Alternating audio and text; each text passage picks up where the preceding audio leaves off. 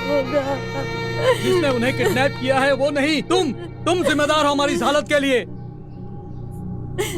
गांव के प्रधान ने हमें चेतावनी दी थी। उन्होंने कहा कि दिल्ली सुरक्षित नहीं है, अपनी बच्चियों को यहाँ भेजना खतरे से खाली नहीं है, पर हमने उनकी बात नहीं सुनी, नहीं सुनी।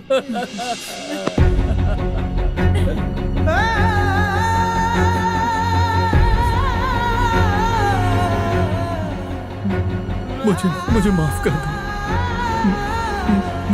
मुझसे गलती हो गई। इसे माफ नहीं करेंगे। क्यों करें माफ इसे? हमारी लड़कियां गांव में किचन संभाल के, घर संभाल के बहुत खुश थीं। इसने उन्हें झूठा सपना दिखाया, इसलिए ये माफी के लायक नहीं है। अपने गांव की लड़कियों को पढ़ाई करने के लिए कहीं दूर नहीं जाना पड़ेगा, ये कहा था ना इसने, इसलिए इसे माफ नहीं करना चाहिए। अगर हमें पता चल जाता कि हमारी बेटियां गुम गई हैं, तो सब के सब हार्ट अटैक से मर जाते। उन्हें बचाने के लिए इसने अपनी जान की परवाह नहीं की, इसलिए इसे माफ नहीं करना चाहिए।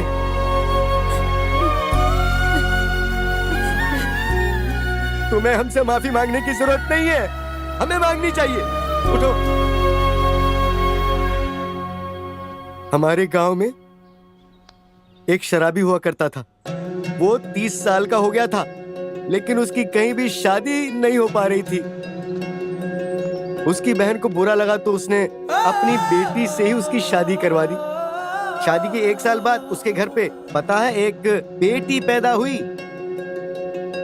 इसलिए कई बार उसने अपनी बेटी को मारने की कोशिश की, क्योंकि वो बेटी नहीं चाहता था। यहाँ तक कि उसने अपनी बीवी का मंगलसूत्र चुराकर उसे बेच आया और फिर उन पैसों की वो दारू पी गया। कुछ महीने बाद जब बेटी बीमार हुई तो उसे हॉस्पिटल ले जाते समय उसने सोचा कि उसे नदी में फेंक देता हूँ, लेकिन अपनी बेटी के चेहरे पर मासूम मुस्कान देखकर वो तरस खा गया। फिर बेटी बड़ी होकर स्कूल जाने लगी और अपनी पूरी क्लास में वो फर्स्ट आई। तब हेडमास्टर ने उससे पूछा कि बेटी बोल तुझे क्या चाहिए? तो उसने कहा कि मेरे पापा को नौकरी दिलवा दो। तब हेडमास्टर साहब ने उसके पापा को बैंक में सिक्योरिटी गार्ड की नौकरी दिलवा दी। उसके कुछ महीनों बाद ही जिला प्रतियोगिता में वो लड़की फर्स्ट आई। अपनी बेटी की वजह से उसके पापा का नाम पेपर में छपा।